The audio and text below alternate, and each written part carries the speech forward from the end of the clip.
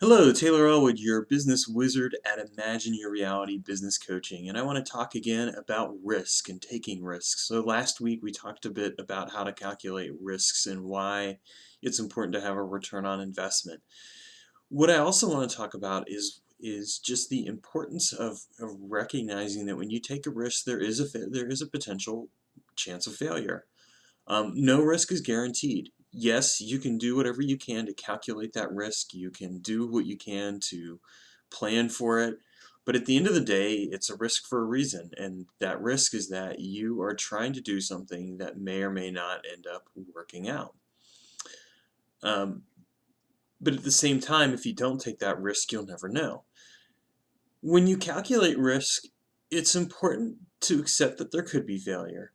And at the same time, it's important to not let that chance of failure be an obsession for you. When failure becomes an obsession, at that point, you've given up. Yes, your risk could fail. Yes, things could not work out. So here's a little exercise if you start to feel that way. Ask yourself, what's the worst that could happen? Because once you've allowed yourself to imagine what the worst is that could happen, then you've let it go. Okay, yes, I've imagined that my business would fail and I would know and I would have to go get a job. Okay, that sucks, but I'd still have something I could do. Or that product line's going to fail and I'm going to have to go back to the drawing board. Allow yourself to accept that there could be failure. Allow yourself to accept the possibility, what could happen, but then move past it and then focus on what will happen. What I mean by that is that you're going to do everything you can to make sure that the failure doesn't occur, and that in fact that what you do is achieve the desired result that you're looking for. For example, I mentioned recently that I've taken a class and I just signed up for lead pages and all that. One of the fears that I had was, what if I learn all these things and nothing changes? Well, okay, I'm still where I'm at right now with my business. I haven't really significantly changed it. I have to obviously do something different.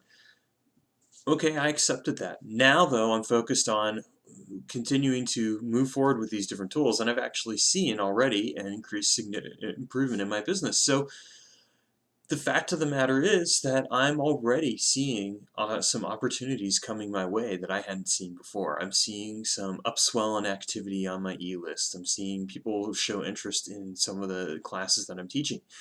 And so I allowed myself to entertain that failure, to accept it, and then I moved past it and I focused on actually doing the necessary activities I needed to do, and I started to see the change in results. When you start to see actual changes, when you see the numbers change and you start to see money coming in and everything else, that fear is going to go away completely. So allow yourself to accept that you feel fear. Allow yourself to accept the worst possibility that could occur, and then forget about it. Move past it. Focus on taking the actual risk and do the necessary activities to move you forward. When you do that, you will no longer be paralyzed by that fear. It will not stop you. Instead, you will move forward and you will grow your business.